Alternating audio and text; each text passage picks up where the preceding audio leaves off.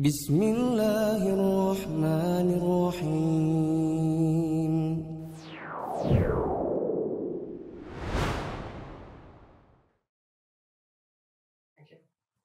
Assalamualaikum warahmatullahi wabarakatuh. Alhamdulillahirabbil alamin wassalatu wassalamu ala nabiyyina Muhammad wa ala alihi wa ashabihi wa mawalah.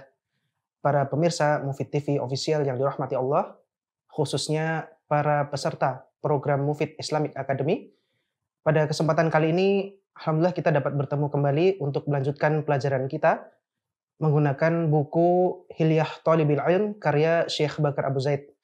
Dan sudah hadir juga bersama kita Ustadz Mufi Syafitra, hafizahullah ta'ala. Sehat-sehat?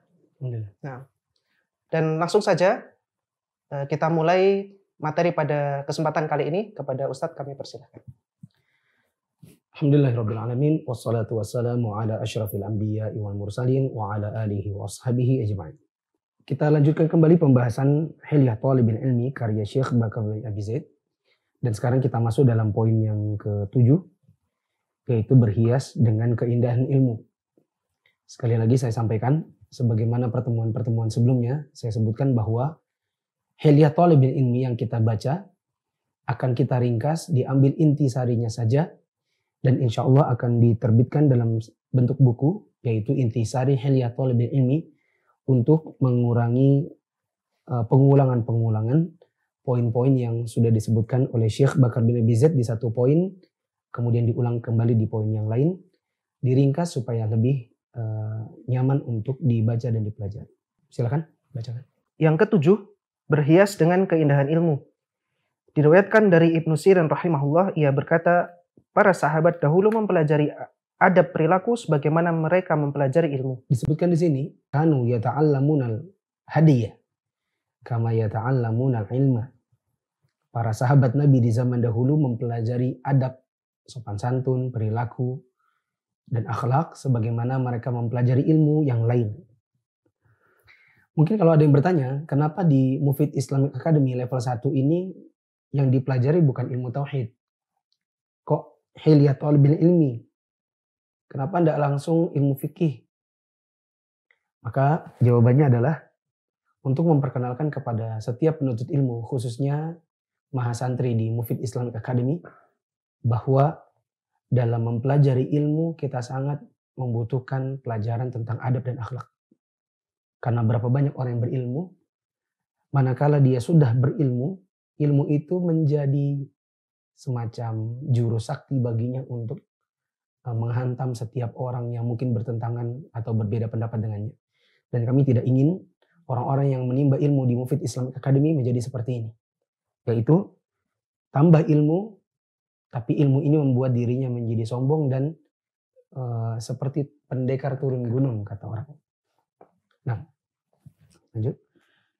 Diriwayatkan pula dari Raja bin Haywah rahimahullah, ia berkata kepada seseorang, sampaikan hadis kepada kami, tetapi jangan kau sampaikan hadis dari orang yang pemalas dan suka mencela. Ya, karena sifat pemalas dan hobi mencela ini adalah sifat yang kurang baik dan bertentangan dengan perilaku seorang penuntut ilmu yang seharusnya.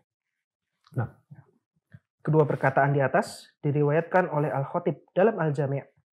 Beliau juga mengatakan wajib bagi seorang penuntut ilmu hadis untuk menghindari kebanyakan bermain, hal yang sia-sia, mengorbankan banyak waktu untuk duduk di majelis yang isinya omong kosong, sekedar melucu, tertawa terbahak-bahak, pembicaraan yang tidak jelas ngalor ngidul, banyak bercanda bahkan menjadikannya sebagai profesi. Sebenarnya tidak mengapa bercanda asalkan hanya sesekali, tidak terlalu sering dan tidak melampaui batas dan adab sopan santun orang yang berilmu. Bercanda yang terlalu sering dan berbuat konyol akan menyebabkan penyakit hati dan mendatangkan keburukan. Sementara terlalu banyak tertawa dapat menjatuhkan harga diri dan menghilangkan wibawa. Ya. Seorang penuntut ilmu hendaknya menghindari terlalu banyak duduk-duduk di majelis-majelis permainan. Atau yang isinya hanya sekedar cakap-cakap, gak ada tujuan, dan ngalur ngidul tadi katanya. Ya. Pembicaraan yang cuma duduk, gak jelas pembicaraan itu, tidak mengandung ilmu, tidak menambah iman, tidak memberikan pahala bagi orang-orang yang duduk di dalamnya. isinya hanya sia-sia. Ya. Kemudian dilarang juga bagi seorang penuntut ilmu untuk terlalu banyak duduk di majelis tawa. Makanya seorang penuntut ilmu itu tidak layak untuk subscribe atau memfollow akun-akun canda. YouTuber misalnya. Atau YouTuber apa yang suka? Bukan yang apa sih? Yang berdiri ngomong terus canda. Stand up comedy. Ya. Men-subscribe, memfollow para komediannya.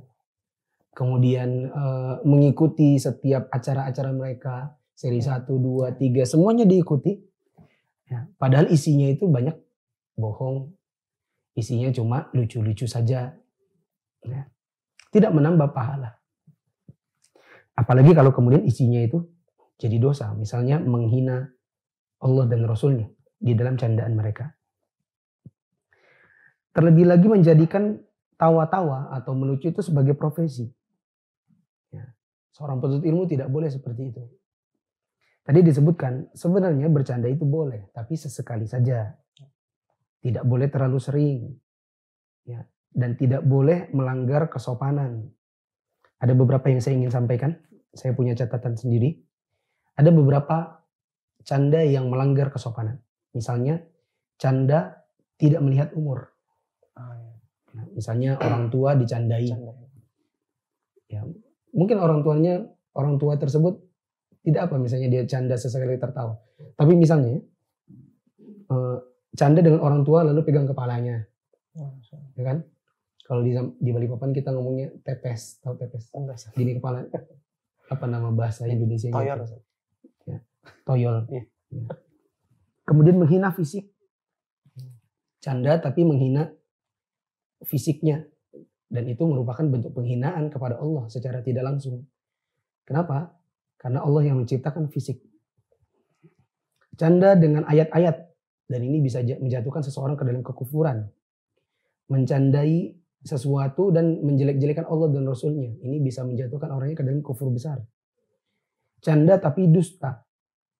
Nah, bermaksud canda tapi kontennya dusta. Seperti saya kemarin melakukan ini dan itu. Ya. Banyak orang bercanda seperti itu, tapi isinya dusta. Dan ini hukumnya tetap berdosa. Kemudian canda, tapi harusnya serius. Mencandai sesuatu di waktu sedang serius. Misalnya tertawa di saat orang meninggal. Nggak lihat tempat misalnya. Nggak lihat tempat, nggak lihat waktu. Bercanda di kuburan. Bercanda saat orang sedang sakit keras. Ya. Orang zaman sekarang tuh ada ke kuburan terus selfie sambil tertawa gitu. Ya, apa selfie sama nisan kuburan sambil senyum gini ya. Senyumnya dipamerkan. Ya. Canda tapi bukan tempat dan waktunya. Ya. Terbahak-bahak. Canda boleh tertawa, tapi yang sampai gigi geraham semuanya terlihat lalu terkekeh-kekeh. Ya. Contoh yang lain adalah bercanda dengan sesuatu yang membahayakan. Misalnya orang mengacungkan pisau ke hadapan temannya untuk bercanda. Ya. Kalau kita dulu kecil, kadang bercanda pakai raket nyamuk. Meskipun gak ada baterainya, kadang kita identik dengan ada setrum. Ya kan? Meskipun baterainya dicabut. Bercanda dengan, misalnya kalau zaman sekarang orang bilang prank. Menyembunyikan barang, menakut-nakuti dengan menjadi hantu. Bahkan sampai prank-prank yang betul-betul jelas-jelas berbahaya secara fisik. Ya. Kemudian bercanda dengan mengganti kelamin. Misalnya para pelawak dalam rangka untuk canda, tawa, acara komedi atau humor, mengganti kelaminnya. Misalnya laki-laki pakaiannya perempuan. Kemudian canda dengan yang bukan mahram. Seperti bercanda kepada istri tetangga, hai mbak cantik, halo sayangku. Ya. Yang ini adalah istri orang. Ya. Nah, itu diantara canda-canda yang di luar dari batas-batas syar'i. Tidak mengapa sesekali kita main, misalnya main bola, atau main tenis, atau main pingpong. Selama tidak menjadikan permainan ini jauh lebih banyak frekuensinya ketimbang belajar. Ada orang kalau antum tanya soal jadwal futsalnya 5 kali seminggu. Ya, hanya selain malam Jumat saja. Tapi kalau ditanya tentang majelis ilmu, nah itu tunggu daurah. Ya, kalau majelis futsal, Masya Allah antum dapati dia di klub sini, lapangan sana, lapangan sini. Ke sini, ketemu antum. Sini, antum lagi. Ya. Jadi banyak main mengalahkan majelis ilmu. Lanjut. Ada pepatah mengatakan, barang siapa yang banyak melakukan sesuatu, dia akan dikenal atau identik dengannya. Ya, seperti orang yang banyak bercanda, nanti image-nya adalah image orang tidak serius, suka canda. Dan orang kalau sudah punya image tidak serius atau suka bercanda, kadang orang itu tidak bisa membedakan dirinya sedang serius atau sedang bercanda. Kadang orangnya juga tidak bisa membedakan orang lain, orang itu sedang serius atau bercanda. Kadang dia mencandai orang lain di masa-masa orang itu harusnya serius. Ya. Ada sebagian orang yang bahkan tidak bisa menahan tawa, bahkan di majelis orang kematian pun bercanda. Ya. Anu pernah dapatin satu kali dulu melayat ke rumah keluarga. Itu ustadz mungkin karena terlalu banyak bercanda dalam kajiannya, sampai-sampai majelis kajian takziah ceritanya isinya itu membuat orang tertawa. Ya. Dan ahlul mayit menjadi tidak berkenan. Nah, kita sedang kedukaan ini kok dibuat bercanda. Ya. Bahkan kalau seandainya candanya itu identik dengan dusta, maka nanti orangnya pun image-nya adalah image pendusta. Sehingga orang kadang-kadang tidak bisa bedakan dirinya ini sedang benar atau sedang bohong. Nah, lanjut. Diriwayatkan dari Al-Ahnaf bin Qais rahimahullah bahwa dia berkata, jauhkan majelis-majelis kita dari pembicaraan tentang perempuan dan makanan. Saya tidak suka dengan laki-laki yang dikenal suka berbicara tentang kemaluan dan perutnya. Ya, ada perkataan wassofan li farjihi wa batnihi. Orang yang dikenal image-nya itu suka bicara tentang kemaluan, seksual, dan suka berbicara soal perut. Ya, makanan. Sedikit-sedikit omongannya itu kontennya makanan. Mau kemana-mana yang diomongin makanan. Berarti juga YouTuber tukang makan. Vlogger makan misalnya. Isinya review makan, sana sini makan. Wallahu a'lam. Mungkin ini dulu. Kita lanjutkan setelah jeda. Baik para pemirsa yang dirahmati Allah. Insya Allah materi akan Ustadz lanjutkan setelah yang satu ini.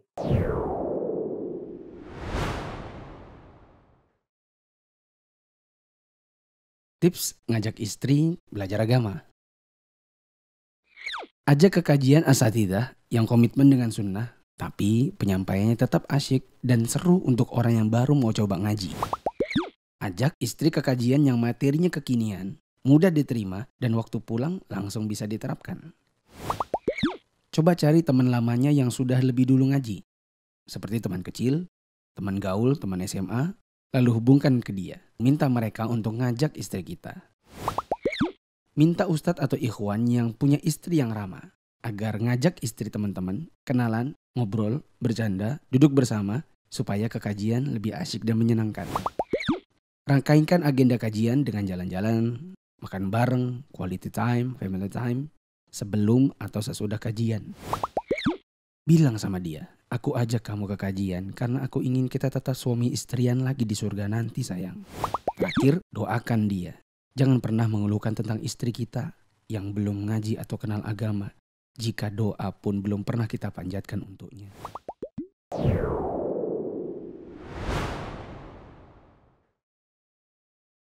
Kita kembali lagi pada pembahasan Hilyah Thalibul Ilm. Dan Ustadz, Ana ada pertanyaan Ustadz. Tadi kan Ustadz ada menyampaikan beberapa hal tentang bercanda yang itu sebetulnya tidak baik dilakukan bagi seorang penuntut ilmu. Itu kita jadi kayak susah Ustadz mau bercanda gitu. Nah, Ana ingin tanya Ustadz, bercanda seperti apa yang kita boleh untuk melakukan itu?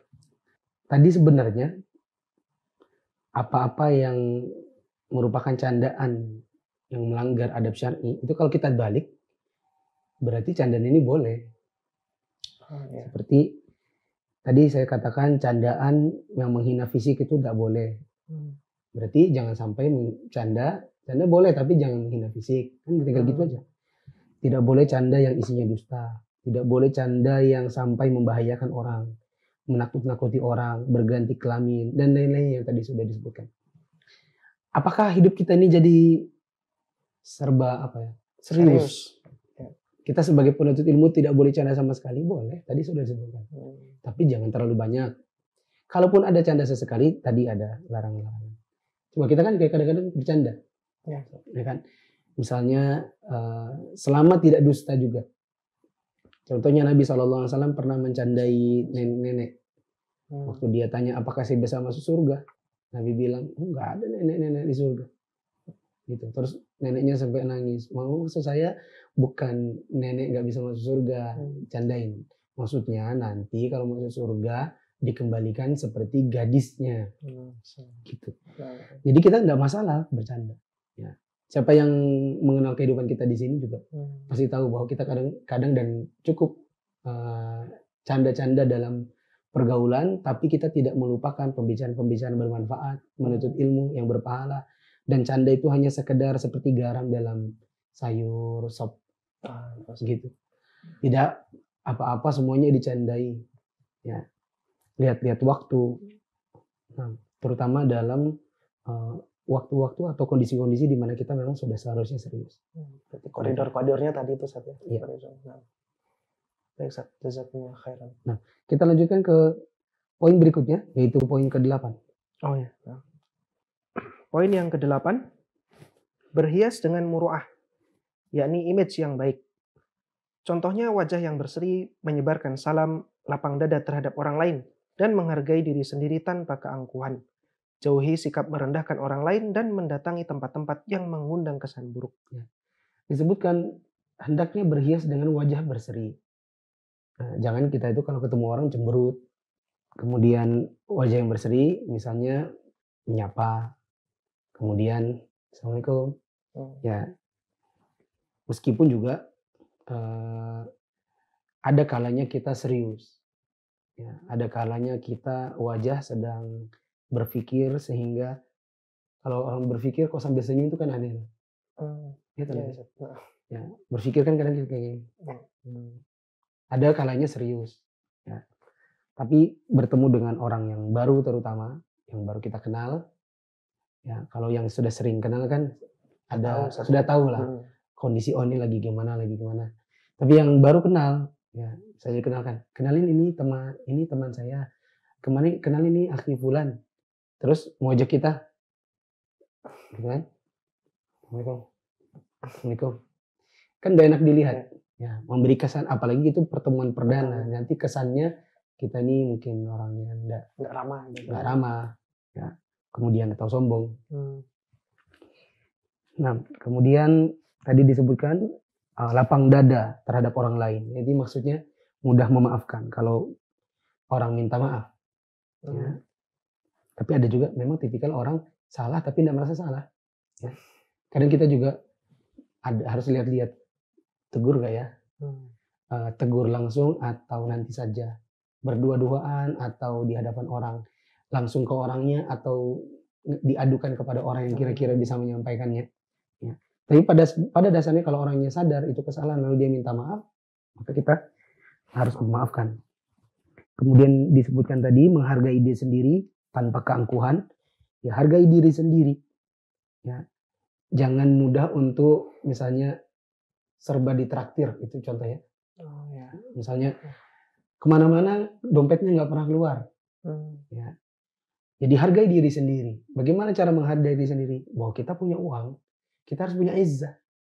Jangan segala sesuatunya itu menerima atau menunggu uluran tangan orang. Ya.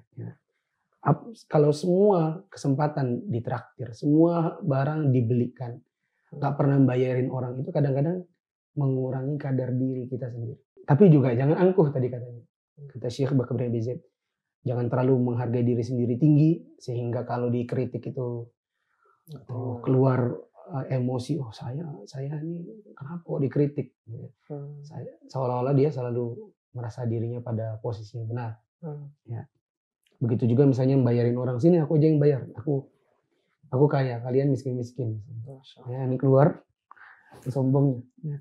Ya. Satu lagi, Jangan mendatangi tempat-tempat yang mengundang kesan buruk. Contohnya misalnya penuntut ilmu datang ke bioskop. Ya. Coba kalau seandainya ada ustadz, kira-kira anak keluar sama istri dari bioskop. Apa yang kira-kira orang tangkap? Nggak ada ceritanya orang tabayun. Tunggu dulu, kita sabar. Ustadz nonton apa? Lihat dulu. Apa namanya? Poster film gitu kan. Tunggu dulu, kita nggak boleh keburu-buru. Lihat dulu poster filmnya Ustadz nonton apa. Gitu. Nggak ada ceritanya kalau bioskop gitu. Ya. Pokoknya kalau pergi ke bioskop, keluar dari situ, apalagi berjenggot, bercadar, pasti kesannya buruk. Gitu. Kok gitu ya? Itu pasti, nggak mungkin. Wallahu a'lam bishawab. Lanjut, 9. Yang ke-9, bersikap dewasa. Bersikaplah dewasa, berani, teguh dalam memegang kebenaran, dan berkorban di jalan kebaikan. Hindari sifat lemah hati, kurang sabar, dan lidah yang keluh dalam mengutarakan kebenaran. Bersikap dewasa. Jangan kekanak-kanakan. Ya, seperti misalnya, kita sudah usia 20, 30, tapi kalau bicara masih yang kayak anak-anak. Penuntut ilmu tidak seperti itu. Harus berani. Cuman berani beda sama nekat ya. Bedakan berani sama nekat. Nanti antum ke pasar ada preman lagi bawa pisau, terus antum pura-pura berani. Ya. Ditusuk, ya, rumah sakit. Belum kalau ternyata ketusuk, kuburan. Ya. Langsung. Kemudian teguh dalam memegang kebenaran. Kalau kita memang tahu ada sebuah kebenaran, jangan mudah tergoyahkan oleh orang lain. Ya. Sedikit digoda, sedikit rayu, kemudian jatuh. Seperti di beberapa episode yang lalu saya sebutkan, ditawarin rokok sebatang, ayo lah, sudah lama kan, sesekali aja setahun. Terus ya sudahlah, ini ikut ngerokok. Akhirnya ikut ngerokok berarti tidak teguh dalam pendirian dan keyakinan soal kebenaran. Berkorban di jalan kebaikan. Jangan jalan kebaikan yang berkorban untuk Anda. Harus kuat hati, tidak boleh kurang sabar, dan ini tidak boleh lidah kita keluh dalam mengutarakan kebenaran. Meskipun tetap melihat kondisi-kondisi dan waktunya. Tapi bila kondisinya tepat, waktunya tepat, apalagi kalau kita memang sedang ditanya, jangan sampai lidah kita diam dan keluh dari kebenaran.